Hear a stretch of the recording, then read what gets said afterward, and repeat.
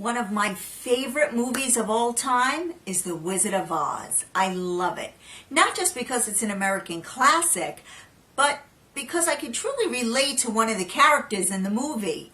No, it's not Dorothy, it's the Tin Man. Yeah, the Tin Man. Like so many of you out there, some mornings it is so hard for me to get up and function and get out of bed just because my bones are really stiff and my joints ache. So between my knees, my wrists, my elbows, my back, my neck, somebody oil me. I can talk again. Oh, oil my arms, please. Oil my elbows. Oh, oh, oh, oh. Did that hurt? No, it feels wonderful. I think I need to pay a visit to the Wiz and get my own oil can. But you know, there are so many great fresh fruits and vegetables and even meats that help to keep our good health of our joints and our bones. Like vitamin C, you can find it in strawberries, blueberries, raspberries.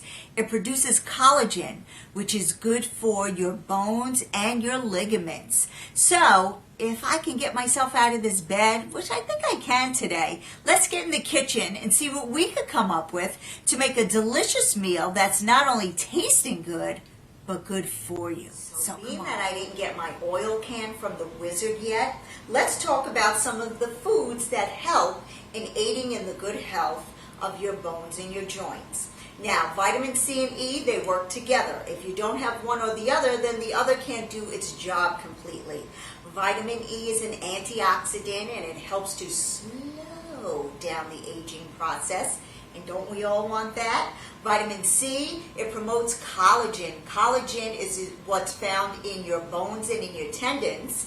And then you have vitamin B, vitamin B12, vitamin B3, all help in helping to reduce the inflammation of your joints. So you can find vitamin B in any lean meat or fish, cottage cheese, and today I chose pork loin. It's very lean in the fat, and I've cut off any of the fat that was left on there and the silver lining. Just trim it all off. I have some beautiful white ears of corn. I have a mango, and citrus fruit is great for vitamin C. Any kind of raspberry, strawberry, blueberry, watermelon is good, mangoes. I have avocado. I have peppers, a yellow and a jalapeno. That heat is good for you. And I have some tomatoes and potatoes. So these are all of the ingredients that I chose to use today to make our delicious dish that you can make for your family, and it'll help in aiding in the good health of your joints and your bones. So let's start to cook. What I have here is I just started cutting my potatoes. Now I'm using creamy whites. I like creamy whites because they have a very thin skin. I'm going to keep the skin on because the skin has a lot of the nutrients. And we're just going to smash these. And I'm going to smash these with my avocado. And I have some white organic low-fat cheddar cheese. So we're going to do that. So right here, here's my pot of water. I'm going to put in a nice amount of my salt. Put my potatoes in. Now what I did, I cut them in half if they were small and in quarters if they were larger. And all we're doing is putting these in. We're going to bring it to a boil. And when they become tender, we'll shut it off and drain it. And then we're going to make our delicious smashed potatoes with our avocado and cheddar cheese. These are so good. So now we're going to get to our meat. And I chose loin of pork. Very lean, delicious. All I did was trim off any of the excess fat. And it comes like with a silver casing lining on some pieces of the pork. And you want to make sure that you cut that off as well. And if you can't do it or you're afraid to do it, just ask your butcher to do it for you. This is about 2.5 pounds of pork loin. That is my other favorite white meat. I love chicken and I love loin of pork. So what I have here is, I'm going to make a little bit of a marinade to brush on top. A bit of sesame oil. Now sesame oil is very strong and potent. So I'm just using about 1/4 teaspoon of that. Just to give it a little bit of that sesame flavor. And sesame seeds are good for you. Any kind of seed. We're going to use pumpkin seeds later. Very good for you because the oils like in the avocado, the omega-3s are good for your body. I'm also going to use some teriyaki, about a tablespoon of that.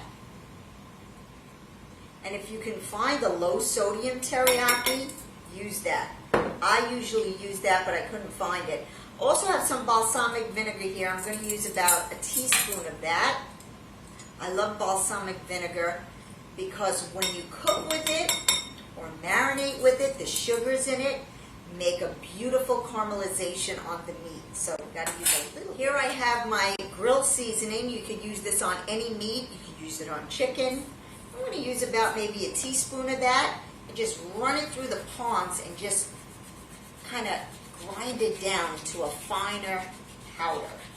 Because in here you have some rosemary, you have black pepper, you have salt.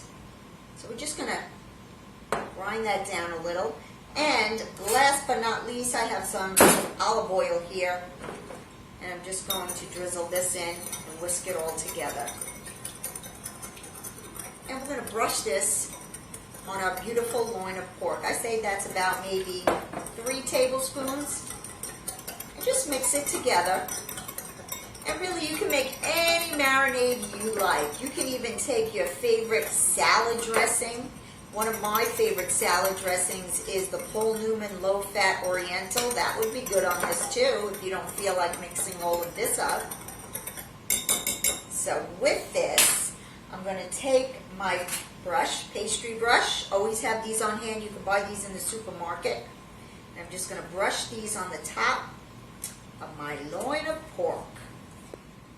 Now I'm going to add a little bit of salt. Always add your salt nice and high so it doesn't concentrate in one piece of the meat, and give it a nice dusting of salt. I use salt scents, especially for those of you who have high blood pressure and you need to stay away from your salt. I know the grill seasoning has a little pepper. I'm just going to add a little bit more. And that's good. Now we're going to turn it over and do the same thing to the other side.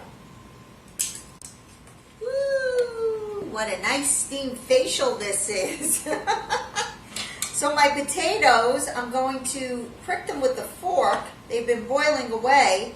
And these are creamy whites. I love them because the skin is very thin, and we're going to use the skin as well.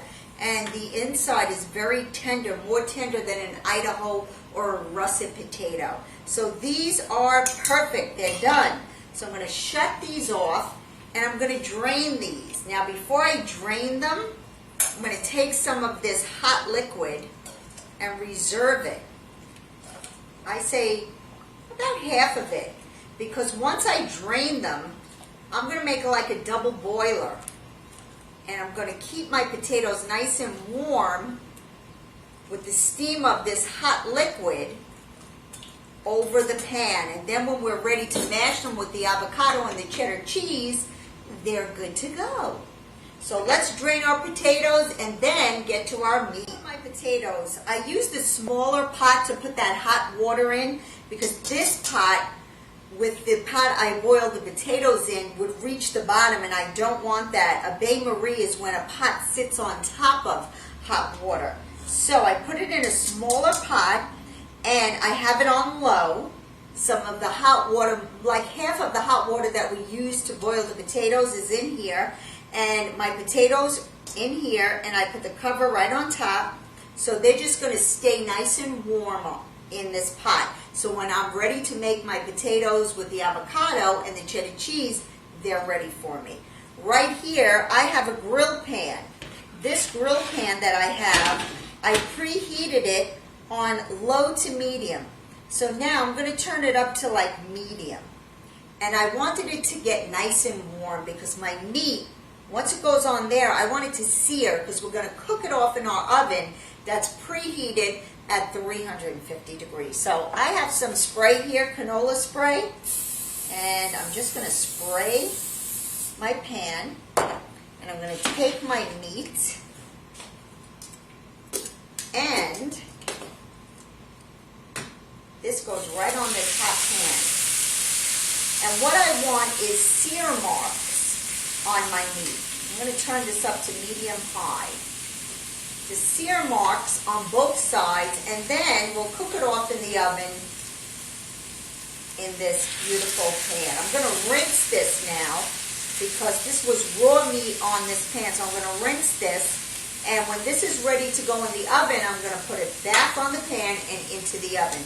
And we're going to use this pan to roast off our white ears of corn. So let me rinse this, let this do its thing, and then we'll come back and see how it's doing.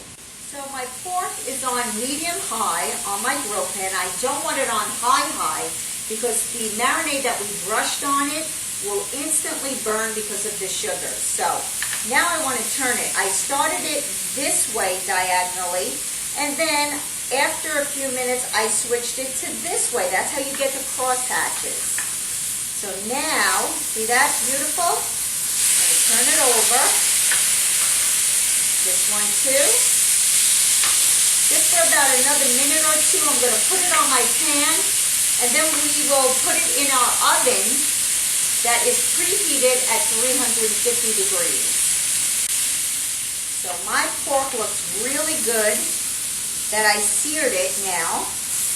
It still has to cook. The ultimate temperature of pork should be 160. So I'm going to put this in my oven, which is preheated at 350 degrees. Invest in a meat thermometer. This way you could never go wrong. I always have some low sodium, low fat chicken stock on hand. And what I'm going to do, ooh, look at that, baby. I'm going to pour some of that in here to deglaze my pan. And all of those beautiful pork drippings that are in this grill pan, I'm just going to pour right on top of there and put it in my oven. Pour it right on top.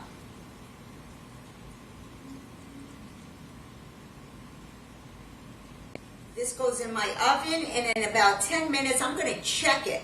And I am going to put the meat thermometer in the fattest part of the meat.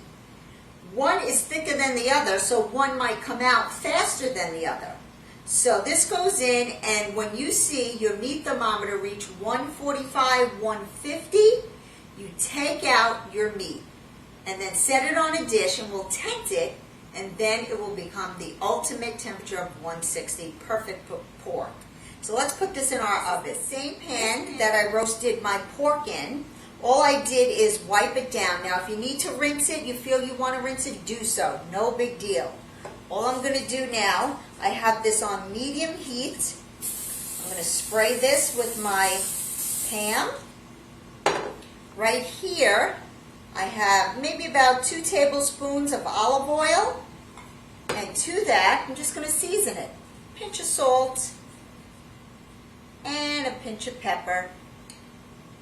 And just whisk that around.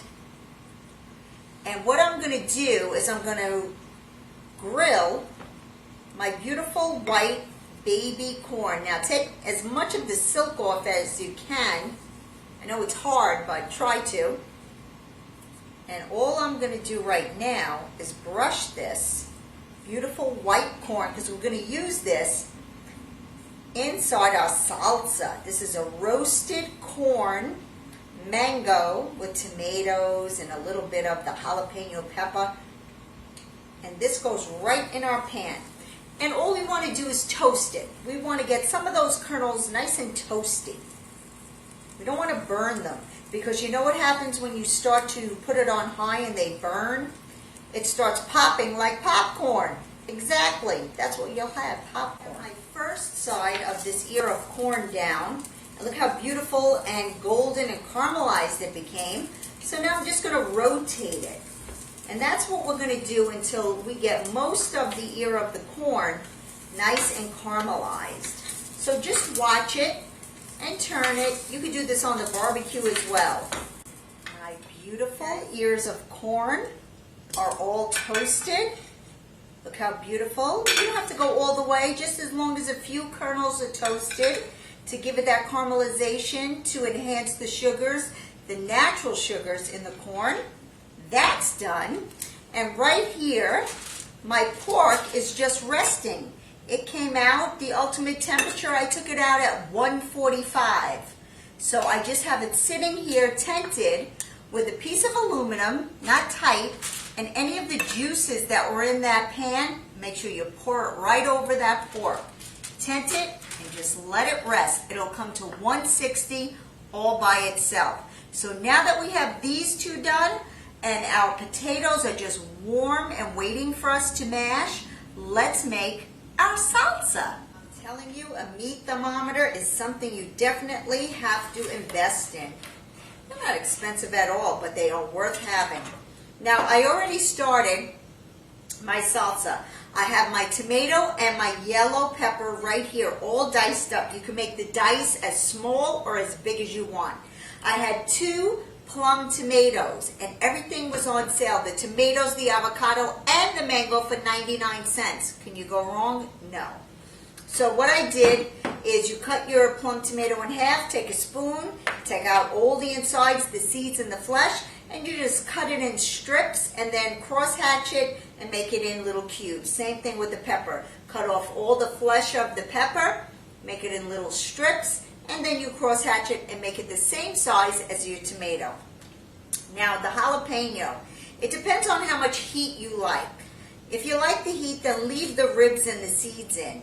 I'm going to take a little bit of the rib and the seed out, just a little bit, the top part, on both halves. I've cut it in half.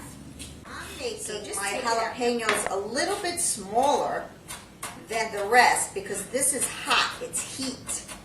So I'm just going to run through it with my knife and make them a little bit smaller than the rest. So I think this is good for me. One more time, let's run through it. And then we're just going to add this to our tomatoes and our yellow pepper. Beautiful. Now this is my beautiful mango. A mango, when you buy it, how do you know when you should buy it? Well, if you smell at the stem and you smell the essence of the mango, you know it's good. But also use your thumbs and just press on it. If it has that give back and that little bit of softness to it, you know it's good. And the mango pit is an oblong pit. So we're just going to take this and I'm going to run it through. Make sure your knife is nice and sharp. And I'm going to run it through. Wow, that's beautiful. Look at that beautiful mango. And all I'm going to do is take my knife and just run down. Make sure it doesn't go through the skin now because you'll cut your hands. And just make beautiful little single lines like that. See that? Beautiful. Then I'm going to turn it this way and going to do the same thing on the opposite way. Cross hatch it. Doesn't have to be perfect. And this is how we do a mango. And then all you do is just take it with a spoon and just make sure you take out all those beautiful little squares that you just cut with your knife. Now we're going to do the same on the other side. Cut that flesh off and just score it and just take it out. Now the pit will tell you if your knife could go through. If you come to a stop, that means the pit is there. So you just have to move your knife over a little. Here is our mango, our yellow pepper, our jalapeno, and our tomato. They're all mixed together in a nice sized dice. What I'm going to do right here is I'm just going to take it and cut off the end so it gives me a nice way to stand it up and have a nice flat edge. And all I'm going to do is cut off the kernels, and this will be added to our salsa. Corn, and all I'm doing is running my fingers through it to separate, because when you cut the corn down, sometimes they stay together, so you just want to separate them. And if you see any of the silky hairs from the corn in there, just take it out. This is so delicious. Now I used 2 ears of the white corn, and they were on sale as well. I'm telling you, you got to look for your sales in your supermarket. That's what's going to keep you on your budget. These were 10 ears for $2. Boy, that's a bar. Look at that. I could just dive into it and eat it. Now here are the cobs. You could keep this, and if you want to make corn soup, you could use these, freeze them. Whenever you're ready to make your corn soup, you could use that for the stock. That's another show, we'll do that. So let's put our corn in here. So let's just mix it all together. Beautiful. Salt. Nice pinch of salt and pepper to this. Now, because I used the jalapeno and I chose to use the seeds, I'm going to just balance it off with a splash of orange juice. Just a splash. And of course we got to add our green to this. I am not a big cilantro fan. If you are, use it. I like basil. I have a few basil leaves here, about 4 or 5, and I like some tarragon. Tarragon is definitely like basil in the properties where it has that licoricey taste. And I'm going to use some of my fresh, just a handful, parsley. And we're going to put this all together. Let's roll it up and just turn it nice and tight. And we're going to make a nice little dice out of all of these. If you like to chop this up kind of fine, and then just mix it in with my salsa. I'm just going to add this in. Few leaves of basil. I had a stem of tarragon, a big handful of some fresh parsley, and all we do is mix this together. Pork is resting. We have our salsa done. Now it's time for our potatoes. My potatoes are in a double boiler, hot water in here, and they are just heating away and ready for me when I'm ready to mash them. In this little pot right here, I'm just going to add a little bit of chicken stock. I always have this on hand. Say maybe about 1/4 of a cup. To that, I'm going to add room temperature tablespoon of butter. And I need a little bit of cream, and I like to use fat-free half and half. Wherever you can cut the calories, do it.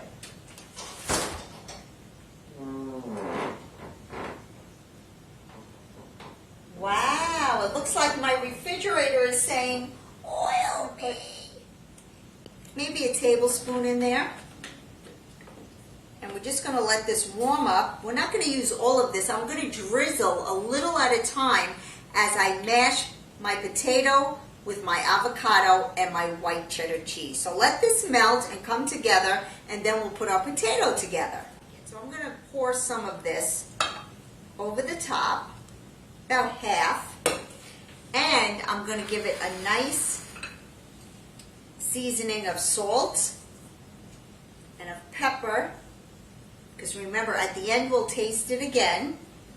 And I'm going to put in right here, I have my 4 ounces of white cheddar cheese that I just grated, and that's going to go in. And I just want the cheese to heat a little bit, so when I mash it, it's going to be nice and melty and gooey and oozy. So now I'm going to take my potatoes and my cheddar cheese, and I used white mild cheddar cheese in here, 4 ounces. I'll pull this off the heat for now so you can see me without the steam. And to this, here is my beautiful hot. So all I'm going to do is take my knife and run it around, and then twist it. Look how beautiful that is. Just hit it with your knife, give it a turn, and look at that, it comes out beautiful. Here's our spoon. Let's just take this out. Now, with my masher, this is an old-fashioned masher. My grandmother used to use this. We don't want a smooth mashed potato. We just want to make it nice and rustic. So I'm just going to press down and mash all of this together until it becomes the consistency that I like it. Look at that. They're beautiful. Let's taste. Do they need salt? Do they need pepper? We don't know. We got to taste. That's what cooking is about. Tasting as you go along to see, does it need another layer of flavor?